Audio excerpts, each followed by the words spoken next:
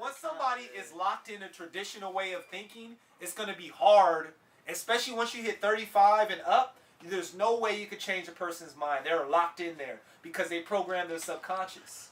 Once you program the subconscious, like if I've been smoking cigarettes for 10 years, but I'm consciously don't want to smoke no cigarettes, unfortunately, the 10 years that I've been smoking is going to outweigh the conscious aspect. Your conscious is just like it's just like the monitor, and then your subconscious is the tower. The tower has all the information. Yeah. So even if you turn the computer off, or even if you turn the screen on, the tower's still going. Right. Yeah. So that's why when people say negative things to themselves and then they go to sleep, no, your subconscious is still gonna keep fucking with you, saying those negative things. Like, what are you doing? But back to the aspect of chasing your dream. You have to chase your fucking dream because you're gonna die and you don't know. The most unique aspect about that is you don't know when.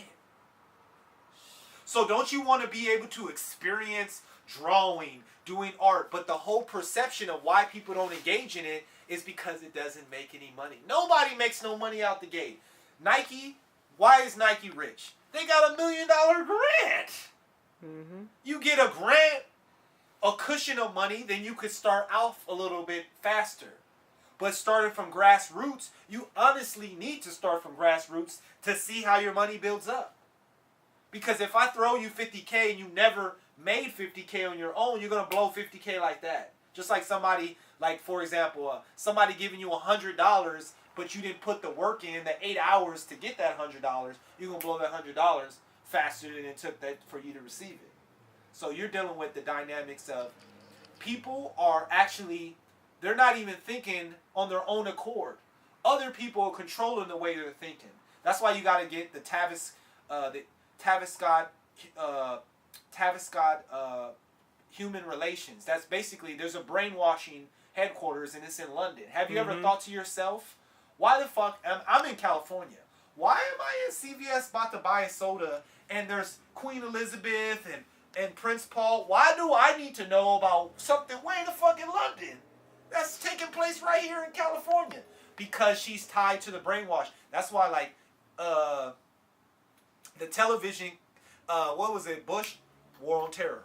War on Terror. The more you repeat something, it imprints on the subconscious. The actual television is universal consciousness because I can talk to a random person off the street and they'll know the same commercial that I seen or the show that I seen. Oh, yeah. And it's weird, like, what the fuck? Because it's universal consciousness and people don't watch television with a filter. Like, I might get blowed and watch television and it'd be the lamest shit ever, but I'm making fun of it. I'm coming up with all kinds of funny things. I have nothing to do with the show, but I'm my own amusement. Yeah. But most people, see, the funny thing about humans, when they watch the news, that's why a lot of people are fearful. When you watch the news will terrify the shit out of you. You'll never come out of your house. Like you see those people who have compulsive disorders, they'll never come outside seeing all those different things in the different scenarios. But you're not understanding the news understands that you can have more control over people if you have them in fear. Right. We're operating off problem, reaction, solution. So we got Ebola virus. Yeah. You know what I'm saying? We got ISIS, you know?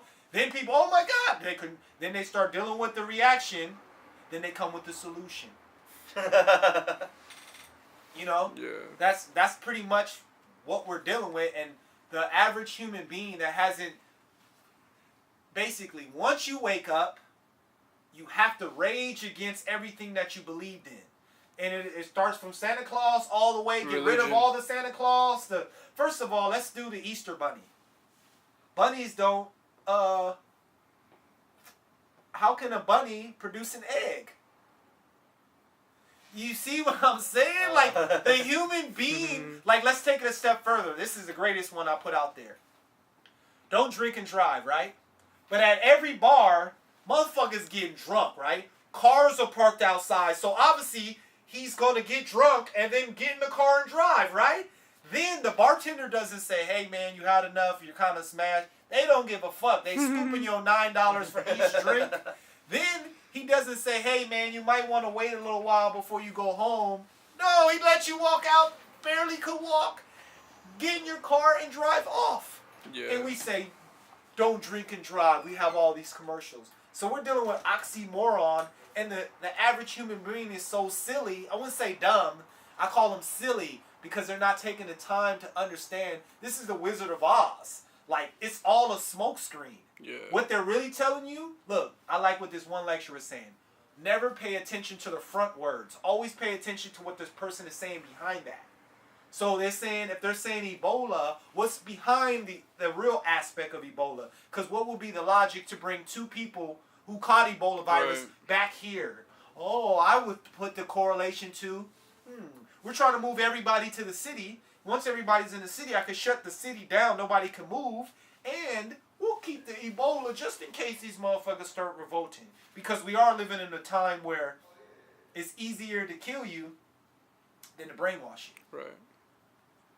You know, with the YouTube and all these other outlets, like half of my consciousness rising was from YouTube lectures. Dr. Clark Anderson, Umar Johnson, and it all was different aspects. But how I finally woke up, which other people are eventually going to have to, you got to get to the point where you're tired of suffering. I'm tired of paying bills. I'm tired of living this shitty life. I'm not getting anywhere. Then you step into waking up. And then it starts with the conspiracy theory. Everybody joins that. That's where it starts. Right. You go on your conspiracy theory, the zeitgeist and all this. Then you get tired of that. Then you start buying books. The book that actually woke me up was The Power of Now, Eckhart Tolle. The greatest thing he ever did was, he said he was 29, depressed. He said he could no longer live with himself. And then he paused and said, is there two of me? I can no longer live with myself. So he recognized there's him, and then there's his thoughts. So why a lot of the masses that we're dealing with is they're identified with their thoughts. So they think, see, once you get the separation, there's you, and then there's your thoughts, and then you're supposed to dwell in between. But once you combine you and your thoughts, you take, first of all, the universe is like the one big giant server. Yeah. So you got 2,000 thoughts, I got 2,000 thoughts, he got 2,000 thoughts. That's 6,000 thoughts floating around, and if you're identified with your thoughts, then you're absorbing some of those thoughts as your own. That's why a lot of people are emotional. Right. They overreact. Anxiety, all that. And society, you know, that's why I had a message at my store. Don't let society dictate your future, because society has already dictated your future. I mean, your birth certificate is on the stock market. They already know how much money you're going to make, how long you're going to live, and when you die, where's the new baby? Bring them on. They already, like, your birth certificate is not even the actual birth certificate. That's not even the correct one. Like, and all this paperwork is the other version of you, which is called the straw man. And the straw man is like, I hate the straw man, because that's who really be ruining your life. It don't be you. It's the paper version of you. The bills and all these other things. And then we live in a society that doesn't produce anything. So if you're not producing anything and you're dealing with people who have the power, they're going to be blood-sucking everybody. Right. Taxes is legal extortion. It's no different from me rolling up to your business with him and be like, yo, if you don't slide this no dollars, your window might be broke. You know what I'm saying? Like, you know what I'm saying? But in this case, yo, I heard you made $1 million. I need to get my 500,000. Damn, player, you didn't put no work in. You didn't sing no songs. You didn't sell no property. This dude, the funny thing about legal tax extortion is the fact that you work 2 weeks, right? Now, in that 2 weeks, you might be crunching numbers, like, yo, how much, make sure I pay my rent, this or that, right? And you're calculating how much the check's going to be. What's so bogus is the tax man comes through before you even get your check. He see your check, he take his cut, maybe 3, 4, maybe a week before you get your check. Right. Then when you get your check, you're like, what the fuck? And literally, you literally are looking at robbery and shit like, what the fuck is this medical? Motherfucker, I need this shit. Then you go to your boss and they're like, well, you know, you could file for exemption and you can scoop a little things. But this is all the fuckery that you have to deal with all the time. Yeah. You know, they're constantly attacking you. So the fact that they're constantly attacking you, even if you pay your bills all the time, you're still going to deal with bullshit. So you might as well go after your dream. Yep. Why not? And it doesn't have to be on a scale where you're going to make $1 billion. Because honestly, all these individuals that have a lot of money, there's a white man connected to them and he's funding them. I can show you pictures of every minority or every person that really has something, and there's a dude standing right there next to him that funded them. Yep. They didn't get it on their own accord like how I'm, going through my process of trying to do. Yeah. But and out here in Orange County, you talk to a lot of business people that say, "Oh, you need to use other people's money." Well, I don't want to have to. Anybody that's going to give me $30,000 to $50,000 is going to be a huge catch-22. And if he's not creative, he at least wants to have the impression that he's involved in your creativity. There you go. So he can stroke his own ego and feel good about it. Like, oh, Yes. I'm doing this. Because he doesn't create anything. No. And you can't get mad at him. But the theory of not taking the time to really acknowledge, like, I have all this money. These people that are actually going to pay me for my space or whatever I'm renting them, they have to go through a certain process in order to be able to pay me. It's not as fast as just go to the bank and pull out $5,000 and chuck it away. You know what I'm saying? Because these people are insulated. They don't really, like, for example, I'm dealing with certain property owners that are not willing to sit, like, come to where the area is at, sit down, chill, observe the area, see what it is. If I'm gonna build up a commercial area, I want to engage in it. Like, I want to be in the cut, like with my little Starbucks, seeing like, okay, I don't see too many traffic here. Okay, I'm gonna have to do this. Let me go to some other, and I'm gonna go to other cities. Hey man, how y'all get traffic here? How long it took y'all to get this popping the way y'all pop? Well, if you're not taking the time to do that, then you're clearly insulated, and you just want to collect money. Mm-hmm. You should just be real with the people. Look, man, this is how you should communicate with the people when you do it. Look, man, I'm all about my bottom line. I really don't care about you. I just want my bottom line. So make sure you have my money every month. Now, you could respect a person. You could rock with them if they come 100%, because that's honestly what they're doing either way.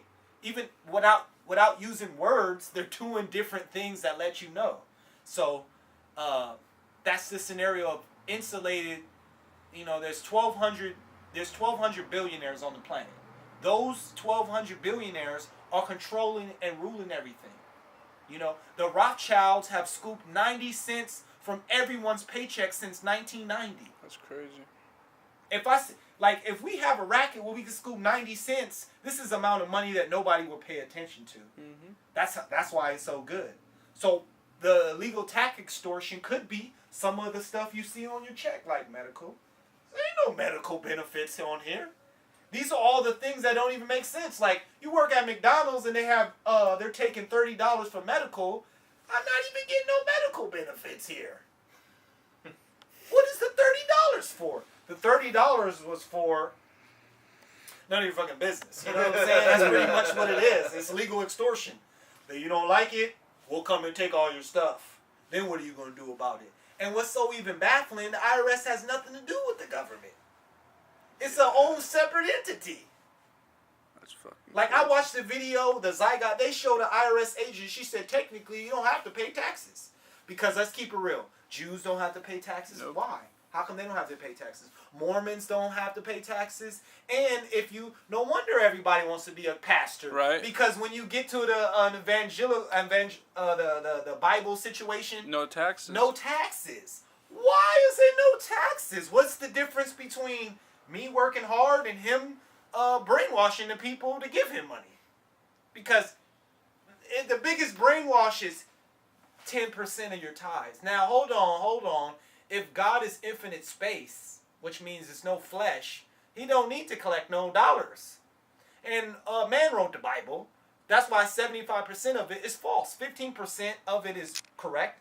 And how people use it can be correct. I'm not denying a guy been in prison and he finds God and he comes out and, hey, that's fantastic. Mm-hmm. But the way you're imposed with it, like, do you accept Jesus Christ as your Lord and Savior? Whoa. You're going to hell. Like, right. Whoa. Like, you just caught me off guard with this question. They inflict fear, too, Yeah, because it's control. But let's get back to the scheme. 10%. Look, if you got a congregation of 300 people and each person is paying you 10% of their tithes. Now, we're not talking about where they work and how much money they accumulate. Motherfucker make $3,000 every 2 weeks and he go to church. 10% of that is what? That's a nice chunk. Then all 300 people in that church are all giving him 10%, sometimes twice, during like the early morning service and late night service. Then 4 weeks in a month, So that's 4 Sundays. He didn't scoop. That's why the church is so big. And if you really keep it real, if you're going to really promote it, Jesus wasn't about prosperity or any of that. He was chilling with the bums, the winos, Right. everybody. His whole concept was to promote the Love. concept to wake you up. Jesus never really even existed. It's a concept that you use. Because there's no way, first of all, like my man was saying, J wasn't even in the Hebrew language. So you can't have Jesus. It's not even in Hebrew, and they didn't even use the word J. Right. Then there's no real way you can prove it. And this is the biggest debauchery. Jesus was painted in 1442 by Leonardo da Vinci. And the guy who's posing as Jesus is some dude named Bourgeois or something like that. And in those days, if you really do the knowledge, they didn't have cameras and they didn't paint yet. They painted on walls and stuff like that. So how would you be able to get somebody to pose and paint for them? Unless it was connected to slavery. Think about this. If I bring slaves from their native land to the land that I need them to build off, and I'm already treating them like crap, they already came from messed up circumstances, and I need them to work to actually generate wealth for me, I have to give them some type of pie in the sky to keep their spirits up, to get them to work. There's no way you're going to come from a boat stacked with people, and people were so dumb, people were planking, not knowing planking was the fact that all the slaves were stacked up in this one ship, and they're being shipped over here, and when they got here, their job was to actually tilt the land, be the free labor. Now, how do you get somebody that comes from those circumstances? This is the scheme of how it's going on. They're like, yo, somebody had to throw in the conversation in the think tank, like, if we're going to ship them over here in those circumstances and then brutally treat them like shit, how are we going to get them to actually pick cotton and tobacco and actually build? They won't have the spirits to do it. Oh, gotta come with a Jesus. Gotta come with a Jesus. All right, hey, Leonardo Bourgeois, pose. We're going to draw this up. Now, that picture of Jesus, 1442 to now, that's 583 years of brainwashing. It's crazy. Once that's enough, everybody see Jesus. You say Jesus is somebody, to see a white dude with long hair and shit. and I like how my homie, even a white dude was admitting, there wasn't no white people back in those days. It was primary dark-skinned people. So you're distorting the real aspect of what things are. And once you see that, you're dealing with tricknology. Everything is the opposite of what it is. The law, for me, is totally different for them. If I get caught with crack, I'm going to jail for 10 years. He get caught with cocaine, he get on probation. Yeah. You know what I'm saying? So it's a double standard out here, and you need to understand the tricknology of it, because I like to call this the land of the Wizard of Oz. Like the smoke screen, but when you go behind the smoke screen, there's a guy back there. That's why, like what my homie was saying, with Wizard of Oz, he was saying, don't pay attention to the guy behind the screen. Don't pay it, because the whole theory was, don't focus on the men behind the curtain. Focus on what you see in front. Like Obama has no fucking power. You can say whatever you want when you're running for campaign. Oh, free lunches for everybody. Jordans for all you people. Blunts for everybody. But once you sit down and the men are circle around you and they're the power, now you need to carry out their agenda. Mm-hmm. And if black people wanted a black president to really focus on their agenda, you need to put some money in his campaign, my friends. Your little piece of paper is a part of the illusion of you're participating as an American. Your little paper is gonna actually get a guy in the highest position in office. Come on now, like, we've been silly human beings. You walk home with your little I voted and you feel all good and you go get a beer and shit. You know what I mean? You ain't did shit. You been bamboozled. You been hoodwinked. They have taken you on a ride that you will never understand. And what sucks is people gonna die and then get to maybe they might be able to see it. Like, why are we not talking about the fact that the correlation to heaven and hell don't even make sense? Hell's when you don't know who you are, and heaven is when you do. And let's just take it a step further on logic. If hell's below my feet, then why are my feet burning?